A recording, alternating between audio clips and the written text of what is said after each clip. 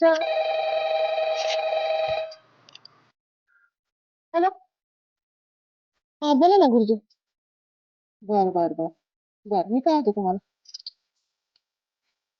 या तेच चांगली आहेत पुरी बाया. लयच पुरींचे फोटो पाठवलेत गुरुजींनी. आता पिंट्याला दाखवते, त्याला कुठली आवडती बघते. बघतेच आता. आय पिंट्या, हे बघ पुरींचे फोटो आलेत. हा, लग्नासाठी मी गुरुजींना म्हणलं होतं पाठवा म्हणून. मी आई मला नको दाखवा बाबा त्या पुरी बिरी. मी ठरवलेलं आहे, मला काय आताच लग्न करायचं. ते लग्न नाही करायचं म्हणतोय. त्यांना बोलता बोलता तर नाद नाही ना लागलेला.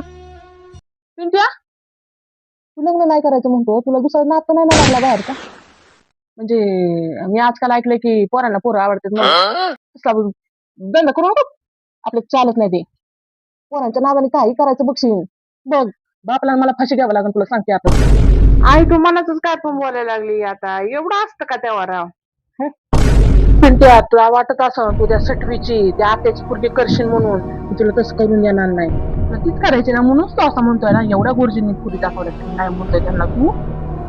मी होऊन देणार नाही.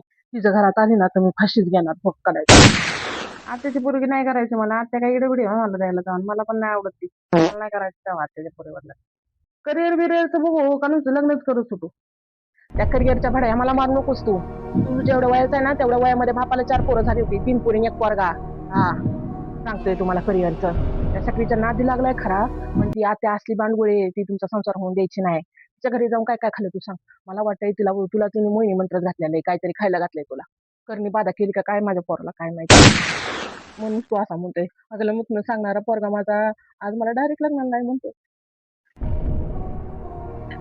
पिंट्या, तू सन्यास बिन्यास घ्यायचं नाही ना ठरवला. मग लग्न का करायचं नाही तुला. तू लग्न करत नाही त्यांना संन्यास द्यावा लागतो माहिती का तुला. काय मंदिरात तुला जाऊन हरे राम विठ्ठल विठ्ठल विठ्ठल जय हरे विठ्ठल करायचं का काय. आणि म्हणतो आमच्या वंशाला दिवा पाहिजे दिवा पाहिजे. आजी त्याला नाचायची आणि तू तो वंशाचा दिवा बुडवाय चाललाय आता आमचा येणार. मी तुला आताच लग्न करणार नाही असं म्हणलेलो आहे. मी लग्नच करणार नाही ना असं म्हणलेलं नाहीये. वेगळा अर्थ घेते त्याचा. तू लग्नाला नकार देऊन माझ्या शब्दाला नकार दिलेला आहेस. तू तुझ्या आजीला ना त्यांना पाहिजे तसं वागलेलं आहेस. त्यांना वाटत होतं की माझी पोरं माझ्या ऐकण्याच्या बाहेरच राहावं. तसंच झालेलं आहे बघ आता. त्यांना तर लय आनंद होणार आहे आता सगळ्या गोष्टीचा. हा, मला वाटतच होतं माझ्या पोरांना करावं.